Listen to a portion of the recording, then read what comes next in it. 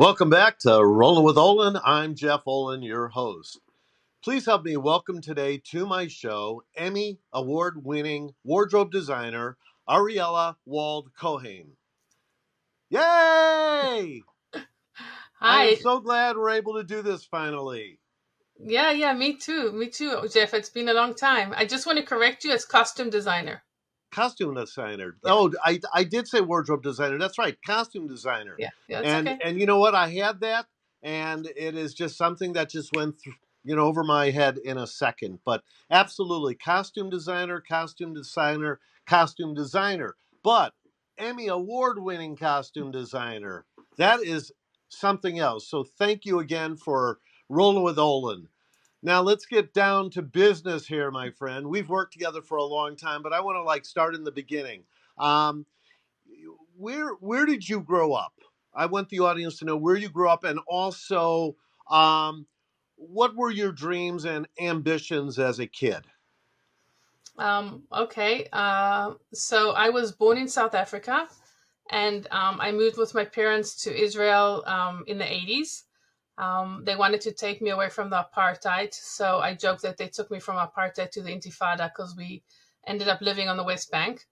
I had a pretty colorful and unique childhood. Growing up in Israel, I grew up on a kibbutz, which is kind of communal living. My parents were religious, so very, very different than life here.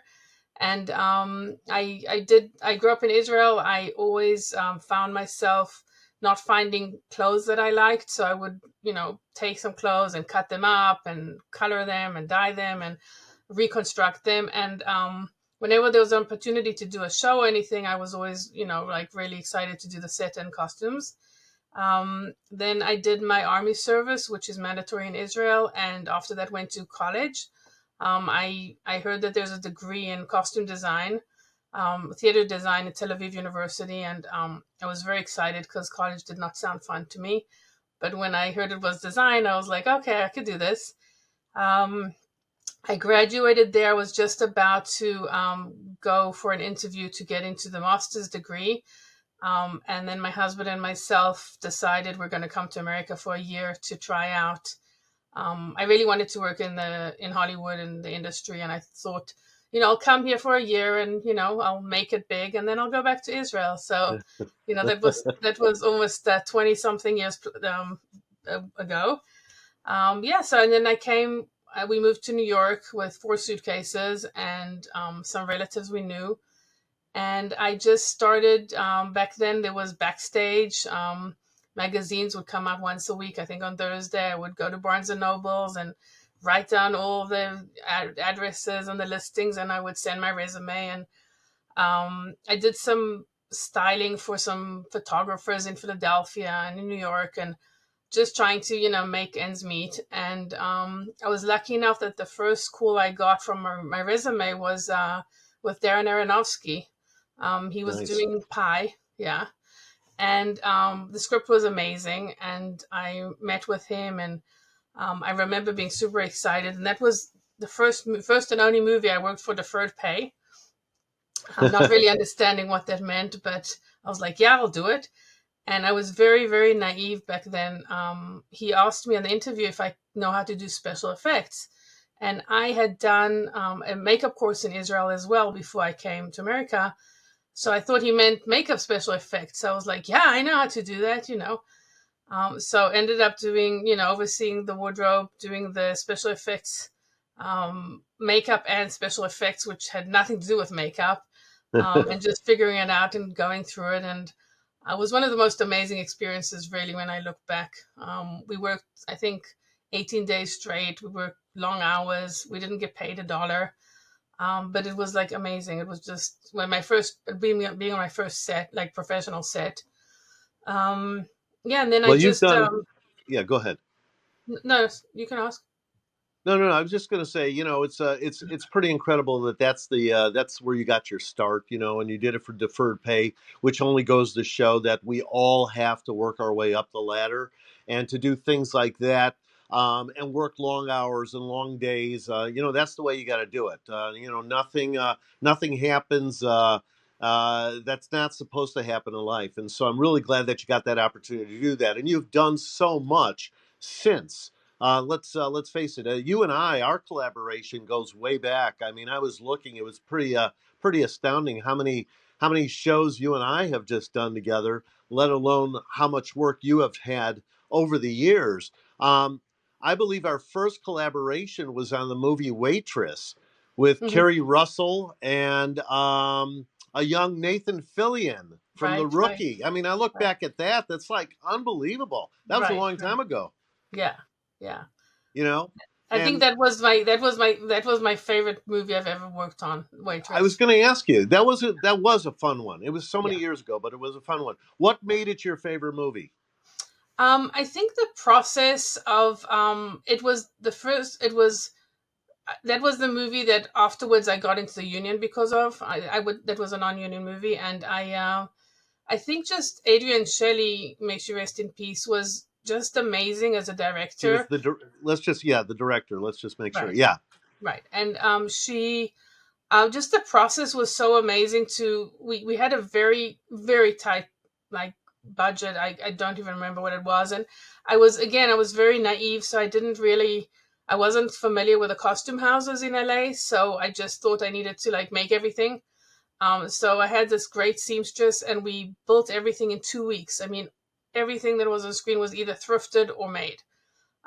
Just again out of not knowing how to do it because I have never assisted. I got from one movie that I designed to another. And I did Waitress. I think was the second movie I did with Todd King. Yeah. Because I did some National Lampoon's movie, Jackass, or I'm spacing out on the name, but some kind Yeah. of movie before with him. Um, Yeah. Was it Badass? no, Badass was afterwards. That was with Danny Badass. Yeah. Trejo. It Yeah, was yeah, because I was going to say, and I was actually going to bring up Todd. Todd King is a producer, everyone, and I've worked with him many a times, and so has Ariella. We've worked together with him many, many times. We've done all kinds of movies. Um, we did Hell Ride, which was in 2008. That was with Dennis Hopper and Michael Madsen, and executive produced by Quentin Tarantino. That was another, wonderful project, and we got to work on that one. And Serious Moonlight, directed by Cheryl Hines, Badass, Danny Trejo, Ron Perlman, Charles Dutton. I mean, we've done a lot together, and working with those types of people, it really teaches us a lot. And you came up and you were saying something that I was going to get into as far as making the wardrobe compared to renting it, going out Mhm. and renting it. And obviously it's a budgetary thing. Tell us a little bit more about that. So when you're working in LA, it's a little bit different than working on location because we're very lucky to have costume houses here. So depending on the movie, if it's a period movie or if it's a contemporary movie, period, you'd usually try and rent, what you can, depending on the budget of how much money you have to construct stuff, because obviously making it from scratch is way more expensive than renting it. Yeah. I'm also I try to be very mindful about, the whole recycling and reusing, and I try and rent stuff as much as I can because it helps our costume houses. And also, when you're renting stuff or you're thrifting it, it already comes used, so it looks like real and it's worn in already.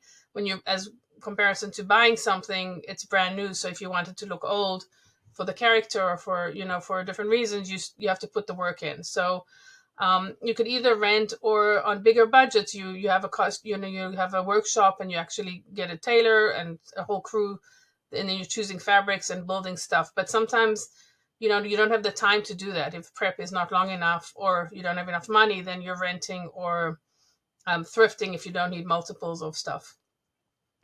Yeah, I know that the audience that understand the business understand some of that, but I don't think most of us understand exactly what it goes through for a wardrobe department and for a designer to design these outfits, and especially like period pieces and stuff like that. It's got to be really something else. I mean, how do you go about that? How do you plan that? Like when you have a period piece, whether it's from the 1800s or something futuristic.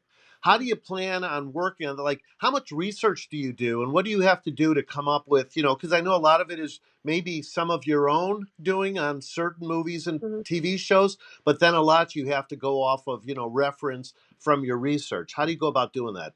Right. So it really depends on the project, again, on the size of the project, the budget, and how much time you get to prep.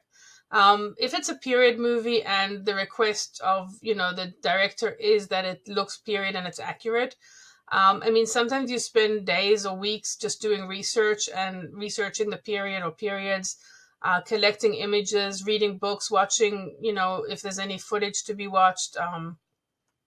A big resource in the costume houses. We have Sears catalogs from, that's from like the 40s, 50s, 60s. But if you're going down to 1800s, it's mostly research from art and from, whatever information you can get. If it needs to be accurate, it really is a lot of research, and you really recreating this world that existed. Um, Versus doing like a sci-fi or something fantasy where you're actually creating a new world. And then that you're going to collect resource and you're going to absorb some information and research, but then you're recreating something. It doesn't have to be exactly accurate historically. So it's a very big difference, and it's a very different process. Yeah, and I would imagine, well, not imagine, I know, but you could tell us a little bit more about your collaboration with the director because the directors always have their own vision and yet they do their homework as well. So, how is that collaboration? How does that work with you and directors? And has it always gone as smooth as we would hope it does? Again, depending on the project and depending if it's TV or film, because on film, the director is really the person that has the visuals. On TV show, that's usually the showrunners, and the Mhm. directors come and go every week. Sometimes they stay. But let's say a movie, so you have a director that's obviously done, usually it has some kind of visual presentation or some kind of research that they've done.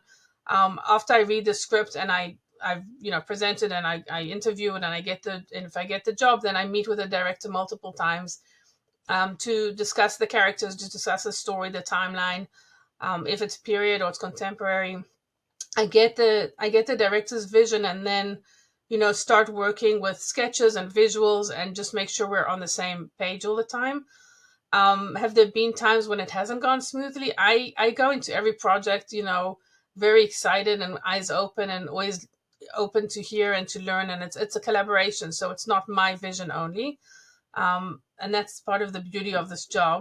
And I mean, I did a period in the 1990s movie, and the director really wanted it to be he wanted it to look real. He didn't want it to look costumey. So it's very fun for us as costume designers to go a little bit over top with eccentric characters and more colorful. And he really kept scaling it down. And sometimes I'd show him something. He's like, it's too much. It looks too costumey. But I would say, but that's what they wore. Like I was around in the 90s. That's what I wore. But he wanted it to be really, small town.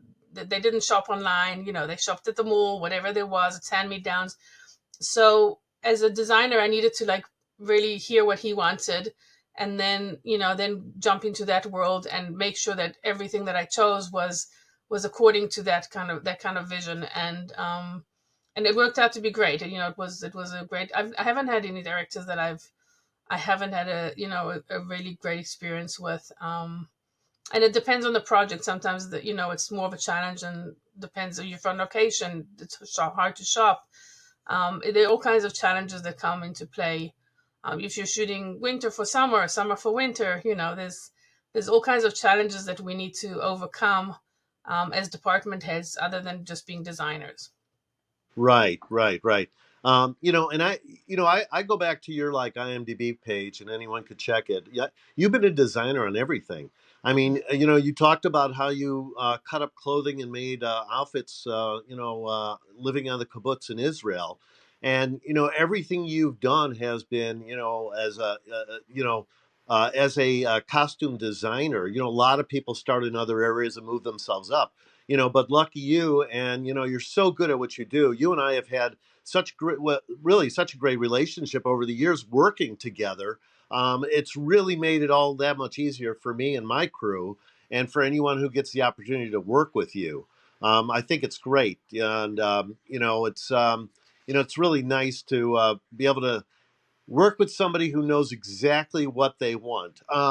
Can you give the audience just a breakdown of the department, of the entire wardrobe department? We've got the costume designer, that's you. We've got the wardrobers, we got key wardrobe, we got supervisor, we got a lot of different ones that we deal with in production. Can you explain to us all the different people in your department and what they Yeah. do? Yes, I will. I'm just going to go back to something you said. So me being a designer in all my projects has been great, but I don't think that going the route of starting at a different position and working your way up is a bad way to go. Hmm. So I know that a lot of people are trying to break into the business now. I do think that being a PA in the costume department is extremely helpful because you will learn from the bottom up how things work.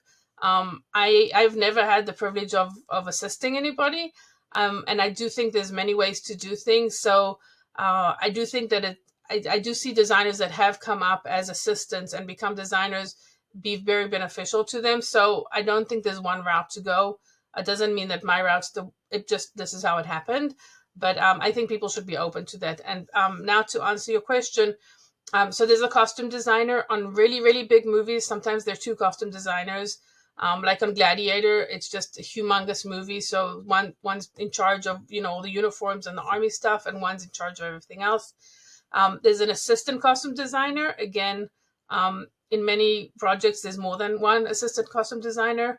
I think Ariane Phillips just got an Oscar nomination this morning, and I think there's five assistant costume designers under her. Wow. So it's just a lot of work. And then we have costumers who are in a different union than us. There's 705, who we have our supervisor who kind of oversees, helps with to manage the crew in terms of budget, in terms of manpower. And then it depends on, you have agers and dyers who are costumers that their speciality is to help age and dye the costumes. We have seamstresses, we have made to order, we have set people. They're people, they're people that build shoes and milliners, and it's a whole army really of people behind the scenes that are not even on set. So on set you would see the costumers who are helping, make sure the actors are getting dressed and they're maintaining continuity and taking care of the day to day. But there's a whole crew behind that makes this magic happen. Yeah, it's really incredible, the army of wardrobe personnel on the set. And I want to just go back just a little bit to something you had said. I realize it, and those of us who know the industry and are working on sets, when we're working on a period piece, especially something where the wardrobe has to be aged, it is interesting what you and your department do to make that. I mean, it's an art, obviously, and that's what you do. Um, it can't be easy though, because you're matching photos that, like you said, you've done major research on, and this and that or whatever. And that's why uh, there's people that know how to do it, and then there's others that learn from people like yourself. I mean, tell us about that in aging. Just go into a little deeper on aging wardrobe, or doing something different to change it. Right. So as you build a character, the character, like I'm looking at you, you have a striped shirt on now. The way you wear it, the way is it starkly pressed, or is it wrinkly? Is it faded? Is it brand new? It says a lot about the character. So we have this thing that within the first 3 seconds when you see somebody on character on film, you will know, you will get an idea of the socioeconomic level he's at. Like where they're coming from. Is it the middle of the day? Is the end of the day? Are they tired? So all these things show on the clothing. So let's take, for example, your shirt. If it was somebody that maybe has had a shirt for a very long time, we would age the inside of it so it would look like you washed it 1,000 times. Mm. Maybe it's had some fading. So some of the stuff is done on, in the production office where we're prepping, and some of it is done off-site. I'm just thinking if it's a Western, then, when I did Hell Ride with the bikers, we had to dust their clothes up every morning. Like they had like fake dust on their shoes and their boots and their pants. And it was the same every day because we wanted it to look real. It's like taking somebody in like a brand new pair of pants with a brand new T-shirt, and comparing them to somebody that's the shirt has been washed, for two years. It's got a little bit of stains, and the rims of the pants at the bottom are frayed. It's very small details, but it's all about the details for us. Yeah, yeah, it's definitely all about the details. And when we're watching on that big screen or the little TV or whatever, or big TV nowadays, we see that. So it's Yeah. important for your department and to do what you guys do. Um, you've done so much over the years, as we know. Tell us about working with Lisa Kudrow on Web Therapy. You did over 100 episodes on that show. What was she like as the creative force, one of the creative forces behind that show, I get, as well as a producer? What was she like to work with? Amazing. She's one of my favorite actresses, really. She's very down to earth. She's super smart. The way we shot that was, every guest had like three appearances, so it was 3 different days, and three different like script days. But we shot it in one day because they were all like celebrities, and they only had a couple hours for us. So they had an outline, and then they would ad lib it. So the way that she came up with it was just so incredible watching them work, because they would go through the outline and what the storyline is, and then they would just play around on camera, and they would get to these amazing conversations. And it was such a fun project for me, because also the characters, the guests, were people that only showed up for a little bit, but their characters needed to be very extreme. So, if it was Billy Crystal or, Meg Ryan, whoever came had a very specific character.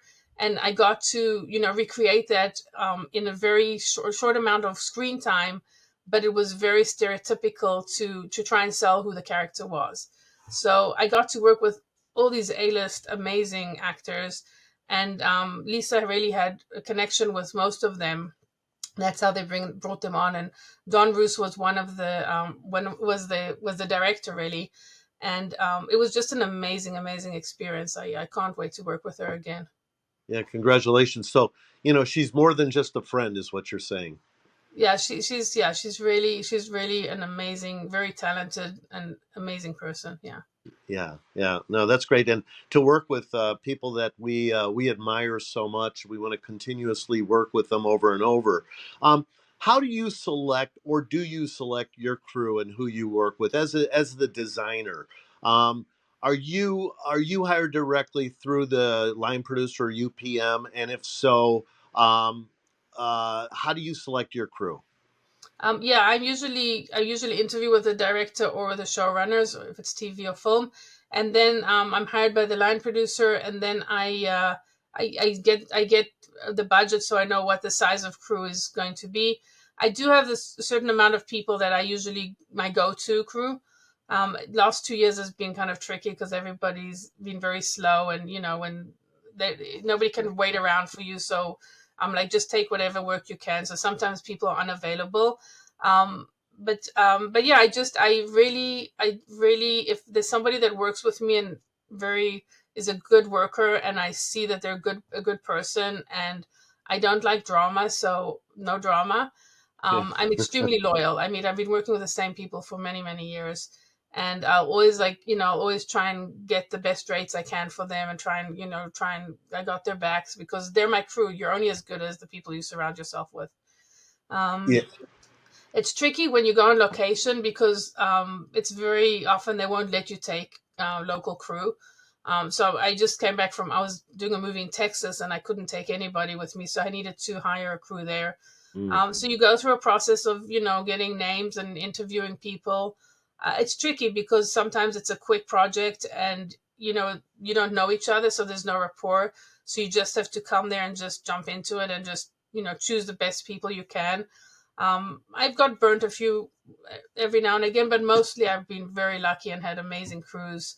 I would hire the assistant and then the supervisor, and then the supervisor would help me because they're local, so they would bring people that they've worked with before, and we interview them together, and we choose a crew. And hopefully most of the time it goes well, and if it doesn't, then we replace. And Yeah, I mean, it's a team job, so it's It's a really team important. effort, right, right. So you replace and you move forward. And do you go on location a lot in this country? Do you go on location out of the country at all? Are you Um, hired for that?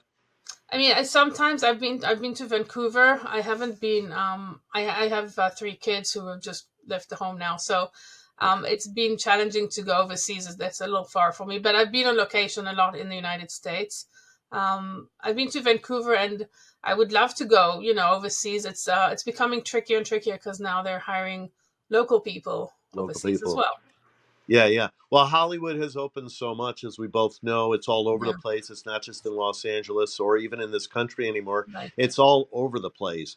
And with that said, what changes are you seeing in the industry, and especially in the wardrobe department, if any, over the last 3, 4, 5 years? Or what do you think's going to happen with all the just new technology, this, that, and what have you? Can you just talk about that for a few minutes? Yeah, so I think the biggest thing is that really works run away, and it's not here. Um, it's been really hard because a lot of designers are are taking smaller jobs or non-union jobs because that's what there is. I think in terms of technology, there's definitely with the AI, there's definitely things that are happening. Um, I know with our illustrators, if we're in a budget that allows that, we can bring in an illustrator from the Costume Designers Guild to help convey our ideas, and they're definitely having a lot of issues right now. There is stuff going on with using AI to fill in for background, which I'm sure that you are also Yeah, feeling. So if they're going to do AI with background, then we're dressing five people, and those five people become 5,000. right. So now all those days where I could, hire background customers, I don't need them anymore, and I can't hire as many people as I'd like to. So I think that's definitely happening.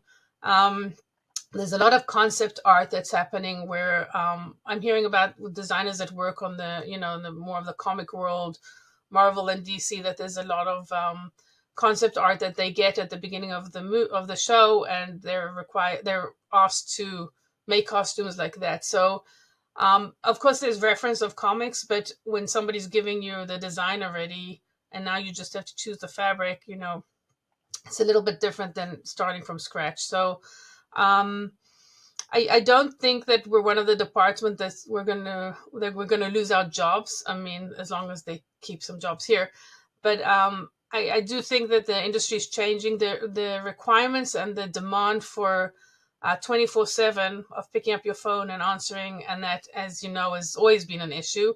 Yeah, It's gotten worse because because the pre-production and the prep times are shorter. They're shooting way more stuff now. I mean, I did a show in Chicago, and we were cross-boarding like 8 episodes.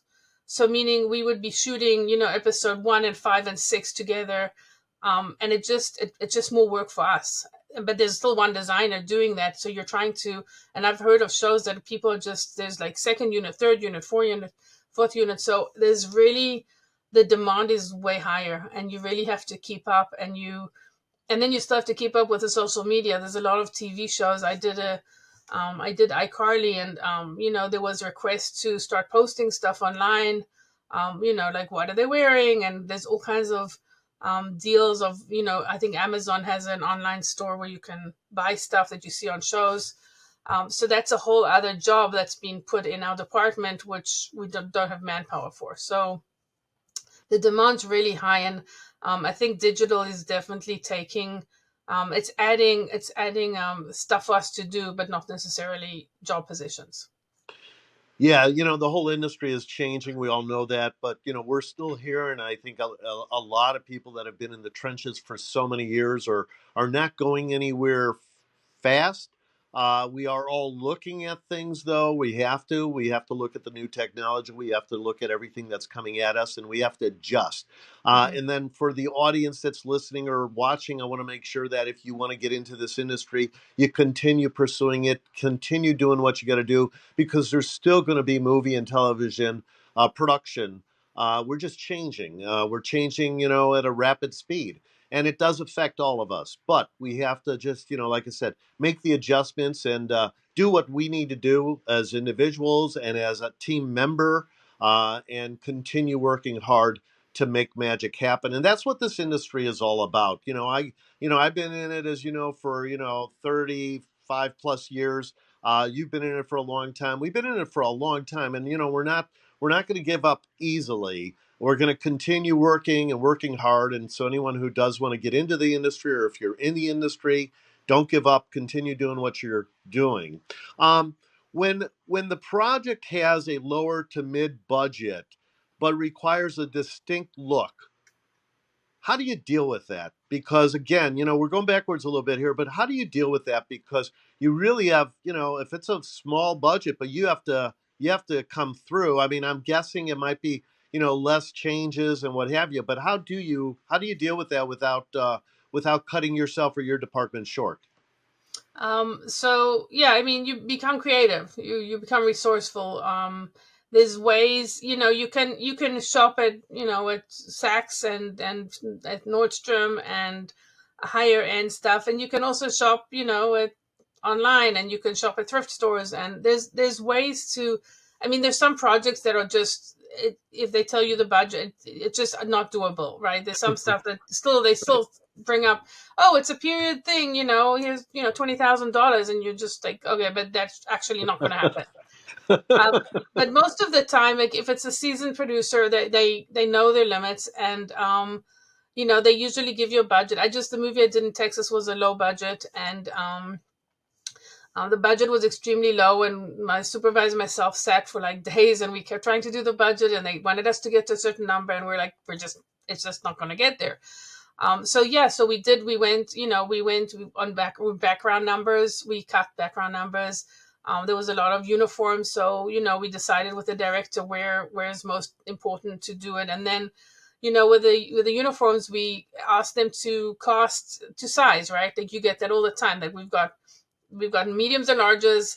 Just give us people that'll fit that. So there's different ways to do it. It's harder once you're doing big budgets to go back and to work that way.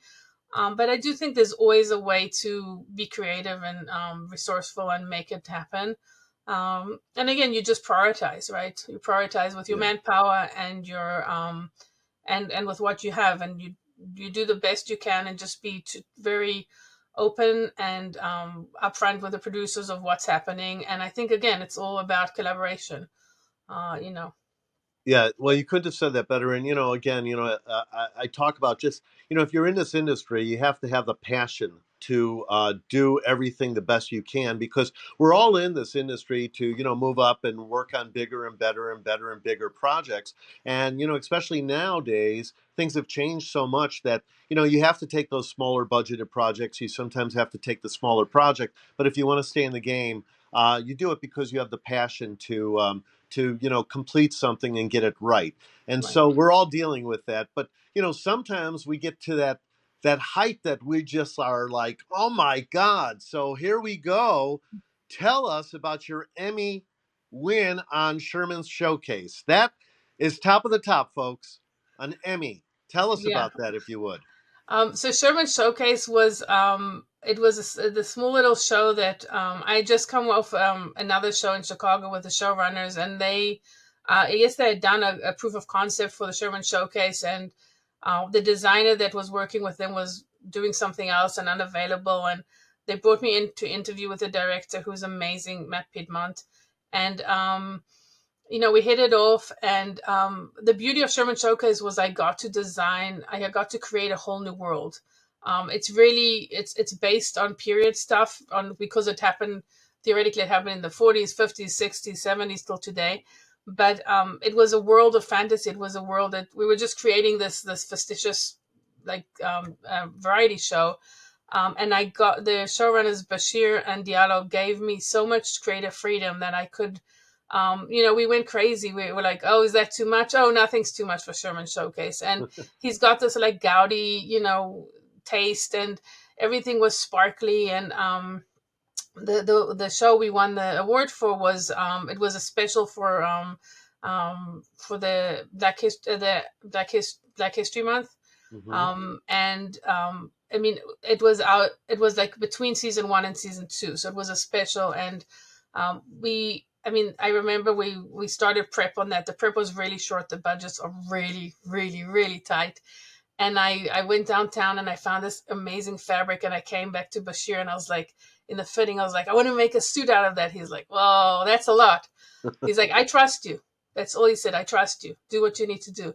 And we did it. And like that suit is like crazy, crazy over the top. And we just had so much fun. I mean, it was just, and my crew was amazing. And it was really hard show because there's 20 dances and we shoot it very fast. There's like, I think it's 2.5 days for one episode. And we shot, and every like 2 hours the dancers have to change into a different period.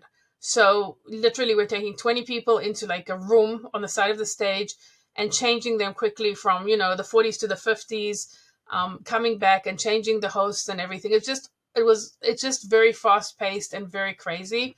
And then we have guests come in as different like vignettes, different like it's all original music. So some people look like like musicians, which is interesting because I didn't grow up here.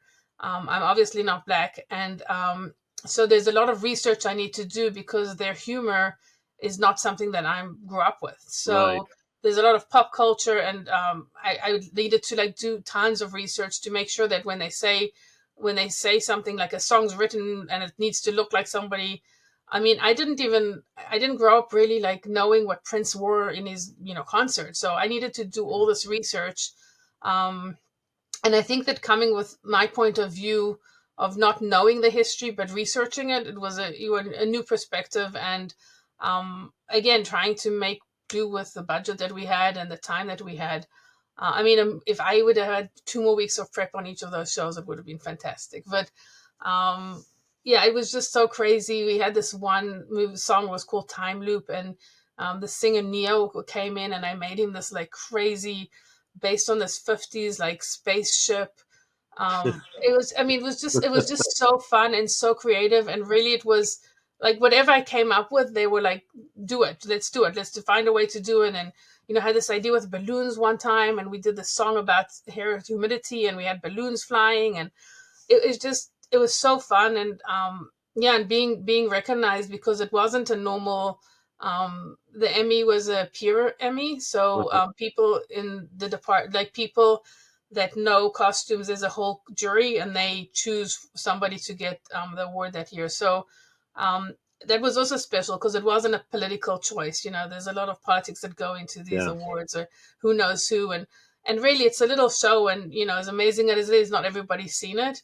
So when I got the call for the Emmy, I was like, I mean, I couldn't believe it. It was just, Right. I was it going to was ask you that because here, from where you started out, and then to come to the States and then to get that call and then to get the award. I mean, how exciting. Yeah, I mean, it was really thinking back of it. I was in Israel visiting my kids in August, and I got a call, and because I didn't have my SIM on, I didn't get a call. I guess so cool coming from Beverly Hills, but because it was a jury award, they actually told me we won it before the award. So when I came to the awards, I already knew we had won it. And I got a call, and I remember getting an email. Somebody left me a voicemail, but I couldn't hear it because my SIM was not in. And I looked at my email, and she said, "We're calling about Sherman Showcase from the TV Academy. Call us back." And then then I got a phone call from my assistant, from my supervisor, and she's like, "Oh my God, we won an Emmy!" And it was just so. It was pretty amazing to get that call, and then just realize the magnitude of my crew that were part of that, and getting them having being part of it, and the showrunners. It really was a really, yeah, unexpected, and really amazing. Mazel tov. Thank you. Congratulations, bravo, all that. I mean, that's Thank you. really, it says a lot. And like you said, for your work and to get recognized by your peers, Yeah. it really is something special. Yeah. Um, can you think of any stories you might have of working with any celebrities or anything interesting? Maybe fittings. Do you ever go to their house, celebrities? Do you ever go to their house and do fittings or any Yeah. kind of interesting stories you might have out of that? Um, I mean, I really can't. I won't be able to name names here, No, you but don't need to name names. You could just, I mean, one but amazing thing. When I did Hell Ride, I went to Dennis Hopper's apartment. May he rest in peace. And again, I'm not from here. The first movie I saw was E.T. I do not have this like collection of like knowledge of movies. And I remember when we were working with on the Hell Ride, everybody said to me like Easy Rider, Easy Rider, Easy Rider, and I was like, I don't know what that is. So I did research and I watched Easy Rider and I understood where Dennis Hopper came in. And I went to his house. He lived in Venice, and an amazing house. And I was talking to him about his character, and we were trying some stuff on, and he said to me, "Do you want to see the outfit from Easy Rider?" And I was like, "Oh yeah." So he went down and he pulled it out for me, and he says, "Do you want to use it for this?" And I was like, well, no, because we don't want to do Easy Rider, like we don't want the actual thing. And he kept saying, you don't want to use it? You don't want to use it? I was like, no, we're going to do our own thing here, but that's so cool. yeah. So that was really special. And also in Web Therapy, Lily Tomlin she played Lisa's mom. Hmm. And I got to go to do her fitting at her. I did most fittings at her house because she was just so busy, and she has an amazing, amazing collection of costumes that she's collected over the years. I mean, she's just like the most amazing woman ever. She used to call me all the time. She's like, "I've got this idea. Maybe we should make a puppet with." I was like, "Oh well, that's props. Let me speak to props." And she just like once she was on, and she just came up with ideas all the time. And she kept calling me, and she's just so amazing. So yeah, seeing part of her collection at her house was incredible. It's like Um, little museums with these people. yeah, yeah, yeah, totally. I mean, people, Little slice of yeah, history. and also just shows how much it's meaningful to the actors, the costumes, and the memorabilia that they keep that goes on. Like when you think of the Wizard of Oz, you think of the red shoes. Just the importance of what we do makes such a difference, and it stays. It's just so iconic, and it becomes part of the history of filmmaking. Yeah, yeah. No, those are great stories. Thank you for sharing them without mentioning names. Yeah. Well, the names No, I didn't mention are other stories. no, I know. Those are good stories, and those are great Yeah, people. I mean, both of them. I mean, icons. Really, yeah, Lily yeah, Tomlin and Dennis Hopper. I mean, what you yeah. couldn't go with better people and Right, great right. stories. Yeah. Um, talking about the celebrities, let's go the other way. Please speak about, and I know this, and you know it quite well. The importance of professionalism by the background actors, which were often considered as extras. Now it's really background actors. Can you tell us what the importance is of them being professional? Yeah, so background actors, what's so first of all, working with a background casting person like yourself, we usually try and prep ideas of what they should bring to. If it's a contemporary show, it's easier because they could come in their own clothes and we could give them direction. Also, if it's like 70s or something that people have, of course, when it's sci-fi or fantasy or really 1800 period, people don't have that stuff at home. Right. But it's really important that when we spend a lot of time making boards and instructions of what we ask them to bring to make our lives easier.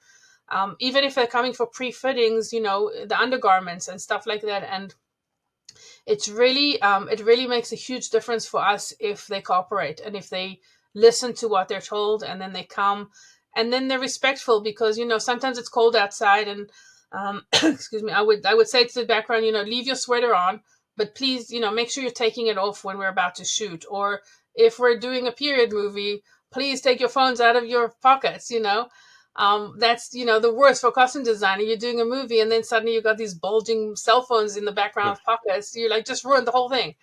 Yeah. Like, because we're trying to build fantasy and this whole magic world, and with one small detail it could ruin it. So really I think that I've had great experience with background. We've also had through COVID how hard it was when background was booked and then they canceled, and it was just like this ongoing never. I mean, I did this movie in Atlanta and we had a school and there was like 250 kids in the school, and every day they turned up different kids because of COVID, and we had limited amount of shoes and uniforms, so it was just so hard. So it's important that when you're booked and you commit, that you show up and you do your job and you take it seriously, because you're part of the magic. I mean, if we didn't need you there, you wouldn't be there. So be there. And like, if it's the 70s and we ask you to keep your pants hiked up, keep your pants hiked up. Like, it makes a huge difference. That's all that's the background painting for the actors that are in front. Yeah, thank you for putting that into such great words for people to understand, because it really is important. Whether you're a background actor in this country or any country, when you're in a movie or television show, you have to be professional. You need to show up. You need to show up on time. You need to listen to all the other departments, what they're telling you. I mean, you shouldn't just go for the food, because that's not what it's about. Right. Take it serious, and really just we always say, I always say this, and this, bring your clothing on hangers. Don't Hmm. just fold it up into a bag and Right. look like an unmade bed. You've got to really come professional. bring Right. the bring the changes if you're asked to bring them. Make sure you just have them. Have them in the car, if nothing Right. else. Just make sure you have them, because the more outfits that you might have on just a regular contemporary show, the better opportunity you'll have of being in other Right. scenes. And wardrobe, as you know, they tell us a lot of things. And if wardrobe says they want to see people back, we'll bring people back. If you guys Right. say no, no, we don't. Right. You know. And I think really, like, bringing the most options that you can and listening to what we're requesting is not it's not helping us. It's actually helping you, because you probably were going to get more screen time, and you're probably going to be asked to come back, because we have had, there sometimes people show up and they bring us a whole bunch of, like, dirty clothes, or they're like, I didn't bring anything. So those people, you know what, you're right, because the next day we'll say, please don't bring them back, replace them. So it's as you show up with the attitude you show up, so will your work increase, I think. Yeah, absolutely, absolutely. And speaking of work increasing, and hopefully we can only hope that it does increase a lot more for all of us across the board. But when you're working, you need to get equal pay, or at least pay for what you're doing. You've been a chair on the pay equity committee. Hmm. And recently, you guys had a victory in achieving pay parity. How do you say that? Parity. Yeah. Parity. Mhm. Congratulations on that. Can you talk Thank you. about that a little bit? Yeah, we have been fighting for this for the last 20 years, really, to get pay parity with production designers, because we believe our jobs are similar. The way our departments are constructed are very similar, and our jobs are similar. We oversee clothes and people, and they oversee sets. So there's been, they're 83, we're 83% female, 87% female, and they're 83% male. Hmm. And we have been fighting for, as I said, over 20 years, to get the same scale rate, which is not only the weekly rate we get, but it impacts our pension. So if Hmm. you look at a costume designer's pension over the last 20 years and a production designer's, the costume designers is way under, because it's 6% of the scale, the weekly scale. So even if we make an agreement with the line producer and we get above scale, our weekly rate, it doesn't matter, because the pension is dependent on the union scale. Hmm. So Hmm. so we went in. We worked really hard for a couple of years on. We have a slogan called "Naked Without Us," and we went into this negotiation with number one request to get parity with production designers, and we got it. We got it for the costume designers, not for all of them. There's still work to be done. Our assistant costume designers did not get the pay parity with the assistant production designers yet, Hmm. and there's some shows, like I think half-hour shows, that we didn't get, but in general we did, and it's really a huge breakthrough. We worked really hard. We worked with the ERA, which with the lawyers there, and we worked really hard to try and get this. And it was a lot of work for the last 2 years. There were weeks that I spent 40 hours on Zooms and meetings, and a lot of PR and a lot of pushing and just getting out in the public. And I don't know if you saw the Oscars, but when he walked out to what's his name, John Sarah, I think. John, I'm spacing out his name. Oh yeah, Yeah, yeah. Where he was covered up. right. And it said Yeah, it said yeah, yeah. So to give the costume award, and he was naked. So yeah, that was really the, the cherry on the top when that happened. We were very excited. yeah, But yeah, so we got that, and we just, we're hoping to be trailblazers for the rest of the industry to overcome this problem, because it's not only our department. Our department is predominantly female, but it's other departments too. Within the departments, there's a lot of there are a lot of issues with pay, with female against versus male. So we're yeah. hoping that through this, the industry will, start to change for the best and better in that regards. Yeah, well, congratulations again on that. And, it's always moving forward and doing more. And speaking about, being a trailblazer, as a designer, is there any dream project that you would like to put your creativity to that you've thought of over the years? For me, the dream jobs would be the, fantasy and sci-fi, because again, you're building your own world. You're not just recreating history. Um, but that said, I really I'm striving to work with more female directors. I really feel that that's a different experience.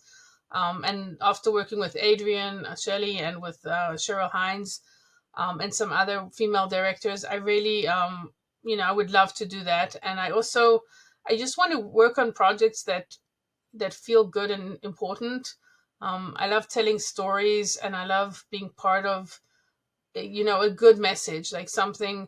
I mean, I know they've done a lot of horrors in my day, and spoofs and so what, but um I really, you give so much of your life and your energy, and I mean, your life just turns off when you're on a project. You're giving 200% of yourself all day, especially if you're in location, but even if you're at home, and you give so much. I'd like, I'm hoping for myself that these are projects that are good projects, that are gonna inspire people, uplift people, just doing something good, and not just putting out some stuff out there. But really, any job I love, and excited about it. Right, right. Always working hard to help others.